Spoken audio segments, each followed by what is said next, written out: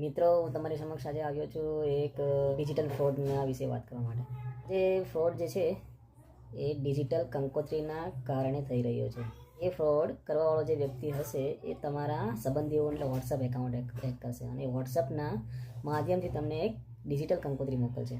અત્યારે જે લગ્નગાળો ચાલી રહ્યો છે એના ઉપર એ લોકો ફોકસ કરીને અત્યારે આ ફ્રોડ કરી રહ્યા છે. તો ખાસ ધ્યાન આપજો મિત્રો.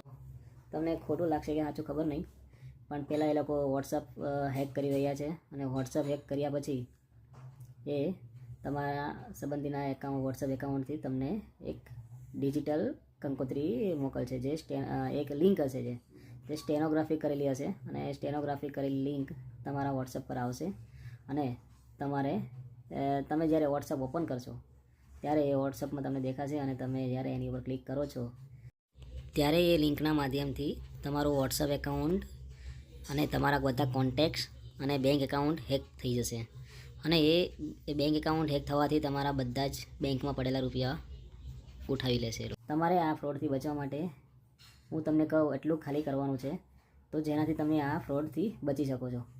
જ્યારે તમને આવી લિંક આવે ત્યારે તમારે પહેલાં કામ એ કરવાનું છે કે ડાયરેક્ટ કોઈ ક્લિક કરવાની નથી એ લિંક ઉપર.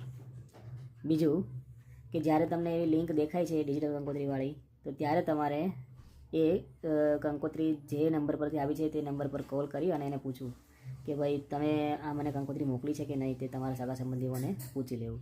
તમારા સંબંધીએ કન્ફર્મેશન આપ્યું હોય કે હા ભાઈ આ મેં જ મોકલી છે તો જ આ એ લિંકને ઓપન કરવી.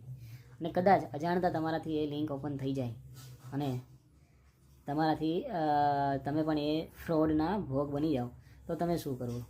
તો કે પહેલું તમારે કામ એ કરવાનું કે તમારું સિમ કાર્ડ છે એ બંધ કરી દેવાનું, મોબાઈલમાંથી કાઢી અને સિમ કાર્ડ તમારા બીજા મોબાઈલમાં ચડાવી અને પહેલું તમારા ડાયલ પેડની અંદર એક કોડ ડાયલ કરવાનો રહેશે. જેનાથી શું થશે કે તમારા જે કોઈ કોલ હશે, જે ફોરવર્ડ કરેલા કોલ હશે હેકરે, એ કોલ ફોરવર્ડિંગ બંધ થઈ જશે. જેનાથી તમારું કોલ રેકોર્ડિંગ વગેરે એ સાંભળી નહીં શકે અને તમારા જે કોલ આવશે એ રિસીવ નહીં કરી શકે.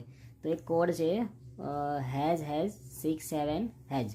આ કોડ તમારે ડાયલ પેડમાં દાખલ કરવાનો રહેશે, જેનાથી તમને એ કોડ તમારા બધા જ ફોરવર્ડિંગ કોલને બંધ કરી દેશે.